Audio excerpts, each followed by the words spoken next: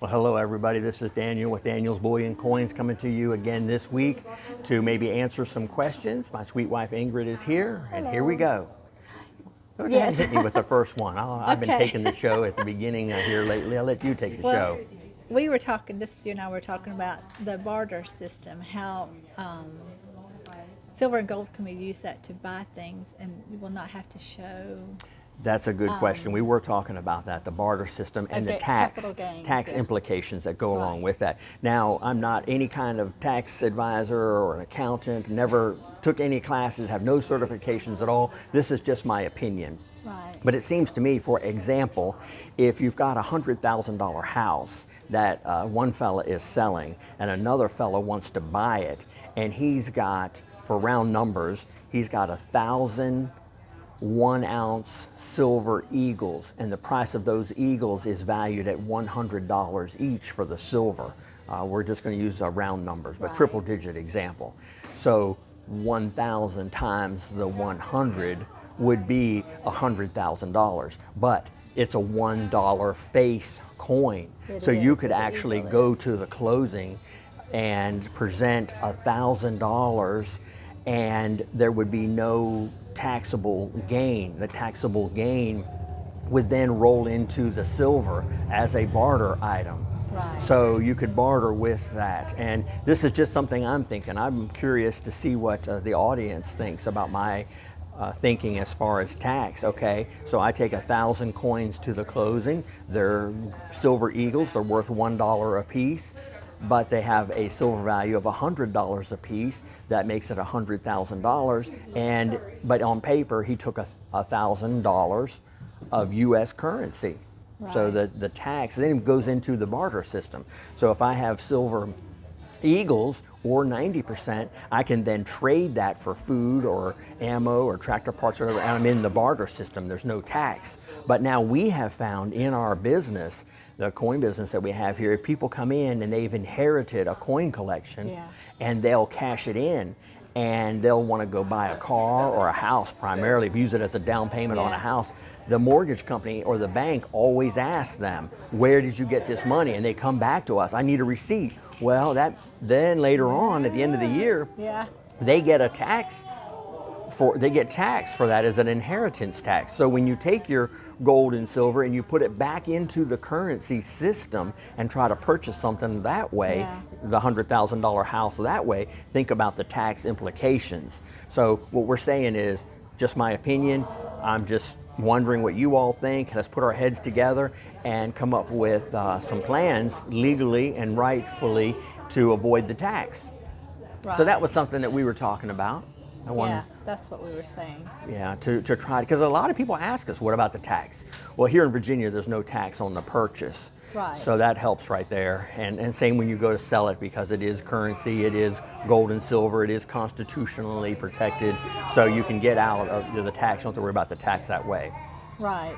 Definitely. So one other thing I noticed this week, again, we've talked a little bit about some of the financial advisors that are out there, and the same financial advisor had an interesting comment this week, and it's one of the questions that, one of the responses that we hear all the time is that everybody's been predicting forever that the dollar's going to collapse or that the dollar is in trouble. And that's one of the only few arguments that people have. But in reality, there have been thousands of currencies over 6,000 years, over the 6,000 years that we have records, thousands of examples of currencies that have failed, that have absolutely failed. And we Yeah. now can look around us and remember Weimar Republic and Venezuela, and even the southern United States when we had the Civil War. The South fell because their currency failed, basically. Right. You know, Venezuela, if I didn't mention them already. Yeah. And then, so you can't say. And it's interesting, one of the things I noticed about the way some of these financial advisors, they'll say back to Jesus Christ, sort of like they're trying to input some sort of Christianity to convince you. But Yeah. to me, that almost sounds a little, I don't like it. If you're going to Yeah. talk like that, say 6,000 years, say 6,000 years of history. We have no examples is what he's saying. Well, he's wrong. There are thousands of examples of currencies failing, and we have lived the full, exceeded the life expectancy of every currency.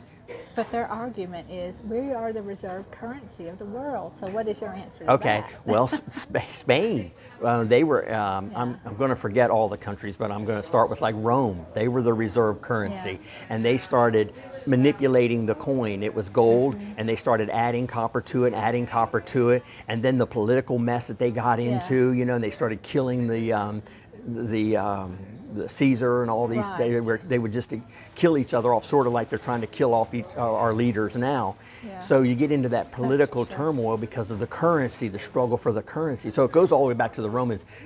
It even goes back to before the Romans, but more up to date. Okay, let's take the Spanish. They had the silver pillar dollars, and their currency was the global reserve currency. Well, they overextended themselves with health care and free food and wars and ships and all of that, and they lost it to the British. And then the British had it, and they colonized all over the globe. And then World War II came along, and they lost the reserve currency status through overprinting.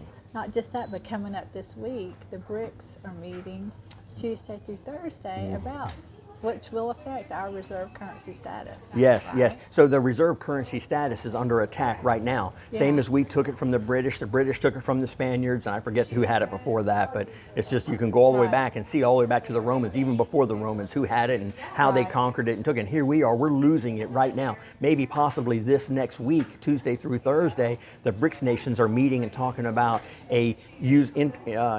introducing a unit of currency that will have 40% backed by gold, and it'll be distributed on the Mbridge digital currency platform. So this technology is coming, whether it's this October or next October, we don't know. But when it does come, and it's coming soon, it will totally rock the value of gold and silver. That might be why silver went up 6.4% on Friday alone. Crazy, just $2 within 4 hours. Not only that, but I fully expect silver to gap up overnight when this really starts to go. You'll see $4, $5, $6 gaps. It'll close.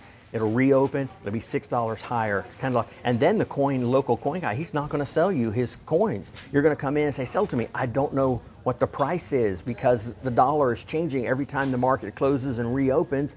It's gonna be higher, it's gonna be gapping up, because it's so significantly undervalued. And we talk about that through all of our videos, how we justify and confirm triple value silver. Triple digit silver is coming. And not only that, but gold went up like $28 on Friday. Right, and some of the suppliers are already out of gold and silver. We can call our wholesalers, and they're like out of 90% right now, and they can't get this type of gold, can't get that type of gold. So and the premiums went up on Saturday. Yes, overnight the premiums went up. When the markets aren't even open on Saturday. Right, but that's where not only can the premiums go up, but it can actually come into a situation where there's none available. Right. Premium goes up, and then there's not available at the same time. Yeah, that makes sense. Wow, it's just crazy times. Yeah. Do you have any other questions? Not the second, but that was all. Well, Those are my questions. With this video, a little bit shorter than normal, but we wanted to get in there and see what we could do to help everybody. I really would like for everybody to comment and let me know what you think about my opinion, my thoughts. Like I said, I'm just wanting to be educated just like everybody else, and I appreciate even criticism. Where am I wrong on this? Yeah. Thank you all for coming. Blessings.